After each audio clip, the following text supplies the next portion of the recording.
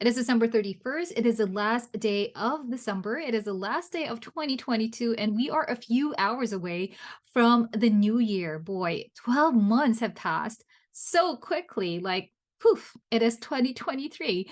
And I'm sure by now you already have your goals set. If you have done so, then this video will help you to ensure that you meet them. And if you haven't set your goals and resolutions just yet, then hopefully this video will help you to ensure that you make the right ones.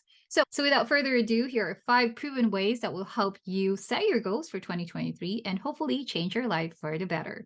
Before we dive in, if you are new to the channel or listening to the Spotify or Apple Podcasts, my name is Jessie and I'm the host of Speaker Creative. If you like this video, if you like this content, then please do hit the like, subscribe, or follow button on Spotify, YouTube, or on Instagram. What I'm about to share with you are some of the things that really helped me to change for the better in 2022. Looking back, I remember that a lot of part of 2021, I was in transition. There were a lot of things happening. And when I say transition, coming home from Singapore, moving back to the Philippines was a life changing decision. And I had to reacquaint myself again living in the Philippines, and I had to reestablish myself. And without a clear goal, without a vision, I would have been lost the entire 2022. And so I want to kick off this 5 proven ways to help you set your goals and change your life for the better this 2023 by saying that in order for you to change massively, it's important you establish a vision. In 2022, I told myself that I would want to explore public speaking more. I would want to establish myself as someone who could actually speak in public, teach public speaking, as also use the platform that I have on socials to encourage people to make more art and to explore other opportunities for themselves, allow myself to explore the other opportunities in public speaking. So when I started 2022, it was really I was so focused on creating the podcast, and lo and behold, it did open an opportunity for me to host an international podcast being streamed all over the globe. And it provided me another stream of income, which was really unexpected. But I was really grateful to be part of a company that has a vision to encourage people to discover art and make more art. By mid 2022, I was invited to be a guest on a TV show hosted by the Department of Education here in Quezon Province. And it was a great opportunity to be able to share my journey, how I transitioned from being from someone working in corporate to someone teaching art, doing public speaking, hosting a podcast, and painting. I had an amazing time sharing the story of my ups and downs and the journey that I took and the path that I took to get to where I am right now. And throughout 2022, I have hosted events, I have a speaking engagement, which truly was unexpected for me, but because I really wanted to be in that environment, in that space where I can boost my public speaking skills, my confidence as a speaker and as a host, I embrace all of those opportunities and I position myself in situations and in areas where I can connect with similar individuals, artists, creators, and speakers. And your vision will serve as your North Star. Probably the prompt that you should be asking when you set your vision and when you set your goal for yourself is to what it is that you want to be known for later. What is the one thing that you would want to stand for? What do you want your life's work to be? It's often a question, maybe you can call it a calling, maybe you can call it a purpose, but when you have identified what your North Star is, what your vision is, not only for 2023, right, but for your life, everything that you will be doing will be directed into that goal. And when you do set your vision, make it simple. Do not make it complicated. But I think the question that we should be asking ourselves is what impact do you want to have on others around you by achieving that vision, by setting that vision? And I guess ask yourself the question as well as to who are you trying to impact at all? When you have a clear vision in your mind, when you have that North Star guiding you, it then makes it easier for you to deal with the ups and downs because having a clear vision doesn't automatically guarantee a linear success. Life is filled with ups and downs, with peaks and valleys, and that's part of life. That's the reality of life. But having this clear vision in mind that whether you fail on the first try, whether you hit the bumps on the road, when you have that clear vision in mind, it is then easier for you to just bounce back because you know what it is that you want to achieve and you know what impact that vision will have onto others. A second one is to make habits, not resolution. Probably a word attached to New Year. It is resolutions. And I think one common mistake that we create all of these resolutions, right? But then what happens is we don't put in the effort to ensure that we realize all those resolutions. What normally happens is that we put an additional pressure onto ourselves that these solutions and I need to achieve them. So when we're actually implementing new habits, there are phases that we go through. And it is through these phases that determines whether we are going to meet or not the resolutions that we have set for ourselves. The first one is the uninformed optimism. When we are on the new year, right? When we are about to embark into the new year, we write down all of our resolutions and the goals that we want. The first one, right? We have a clear vision and we're excited. We are like a kid on Christmas Day because we are really enthusiastic to meet these goals. But afterwards, once we start doing it, right, we realize that, this is hard. And it becomes like this informed pessimism because this is where we realize that, oh my gosh, this is something I thought this is going to be easy, but it's not. And so we reach to the valley of despair. This is the part where a lot of people give up. This is the part wherein we make a decision that no, this I didn't realize what I was getting myself into. And so this is something that I don't think I can commit in doing. So we give up, right? And it is also, it's called the valley of despair because this is what the part we're in. It's so difficult. I don't think I can do this.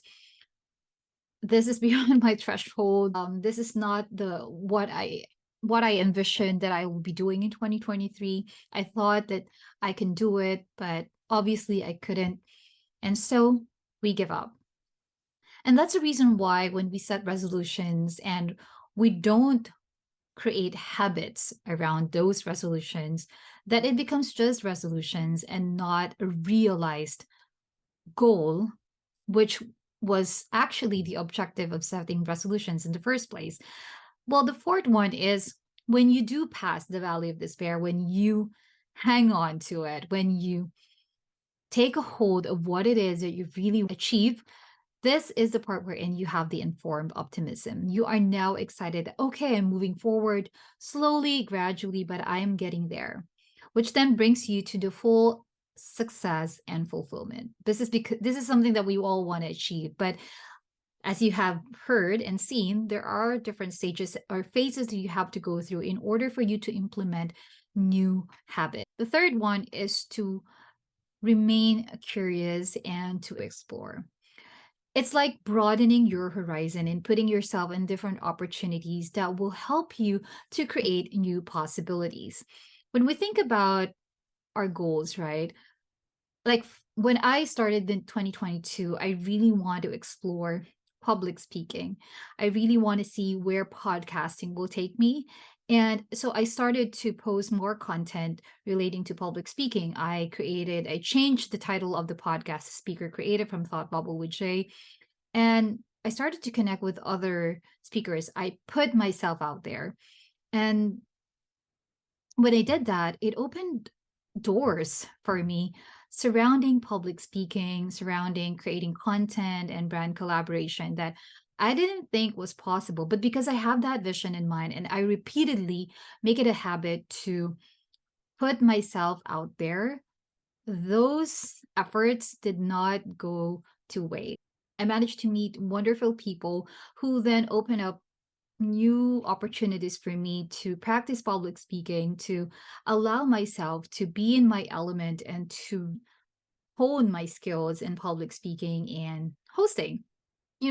Exposing yourself to new possibilities is just half the battle. Of course, you need to be actively exploring and putting yourself in different environments. So, if you have something, if you are interested in something and you know that you are passionate about it, first thing that you can do is to join a community.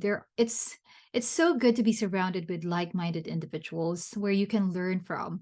And I've done this in the past when I was starting out the art account, and I realized that having a community is really powerful for you to have a good support system, for you to learn, for you to engage with like-minded individuals that will help you to push forward. You will hear from them the struggles and the experiences that they've had, but then you also learn from them and get motivated because of their stories and how they were able to work, they were able to pivot from all of those failures, from all those hiccups and roadblocks that they had to face down the road.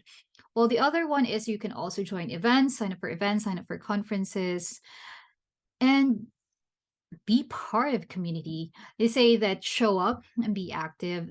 You would often see on social media that in order for you to really be part of a community, you need to show up. And that is true, 100%. Because it's give and take, right? If you really want, it's like relationship. If you really want to make it work, you need to show up. You need to be able to add value to the people that you're having a relationship with. At the same time, same with community. You have to show up, you have to support, you have to be visible, and to actively engage with like-minded individuals. And the fourth one is something that I have been doing in the past several years. It's a daily reflection. I do keep a journal of my thoughts. Normally at the start of the day, I do a brain dump of the things, how I feel, what it is that I want to. It's like undressing my thoughts, but on paper. I love to talk, I love to do monologues, but doing a daily reflection and writing my thoughts down, it's like what I said, undressing them, putting them on paper is really a liberating experience. It's intimate and it's very personal. So I do a brain dump early in the morning, and I try to envision what my day would look like as well. At the By the end of day, what I would do is to write in the things that I'm grateful for. It doesn't have to take you like 30 minutes. Sometimes it'll take you like 3 to 5 minutes to just do a brain dump, and 3 to 5 minutes to write like the three things that you're grateful for the day. And it's empowering. And it's also a good opportunity for us to position our minds and hearts to be grateful, because when you look around you and it's if you had a bad day, it's so easy to fall into the thinking of, such a bad day. But when you take the time to reflect, you realize that there are a lot of things that you should be grateful for. And doing a daily reflection, even for just a few minutes, would really help you to be in that mindset, to have that mindset, and to have that heart of gratitude. At the same time, doing a brain dump is also a powerful thing, because some of the brilliant ideas, um, for some of the people that I know, came from the brain dump or that daily reflection. It could be a journal, it could be on your notes on your iPhone or in your mobile phones, it could be anything. But practicing daily reflection is really key for you to get in touch with your personal thoughts, feelings, and also a way for you to hit that light bulb moment. The last one is morning routines. Now, I'm sharing this not to impose anyone that they should wake up like around 5:30 or 6 in the morning just to exercise, prepare their breakfast, do a brain dump or do some reflections, yoga or whatever. Routines or morning routines can vary for might look different for you who are listening and watching this video, and it's different for me. I would normally wake up around 6:30-ish to 7, and the first thing that I would do, of course, I try, is to take a moment to relax, just to meditate for a few more minutes and pray and thank God for a brand new day. And I would start off writing down some of my thoughts, and it's different for others as well. You can wake up like 30, like later part of the day if that's your morning routine. But I think it's important to establish a routine, figure out what works for you, and right now I'm recording this in the wee hours of the morning because this is when I feel I am most creative and productive. Um, this is the time where I feel like at my best, and also it's quiet, so I can get to address my thoughts through monologues such as this, and to share my deepest thoughts and pieces of nuggets that hopefully will help anyone who is listening, watching this podcast or this episode. Establishing habits have really helped me to formulate. When I enforce these habits into my life, I definitely saw a massive change in 2022. I couldn't be more grateful enough that I have incorporated these principles and ways and habits into my life, into my daily life. And right now, I'm sharing them with you in the hopes that this, whether you adapt them or not, one or two of these five ways can help you to change and pivot your life in 2023, and also help you set your goals. So again, make a clear vision of your goals and make it simple. Do not complicate it, but do ask yourself, what is the one thing that you will want to stand for, and what impact do you want to achieve and to have onto others. The next one is to make habits, not resolution. Again, resolution is just a decision, it's half the battle, but doing it repeatedly and turning them into habit will definitely help you to achieve your goals. Third one is to remain curious and explore opportunities.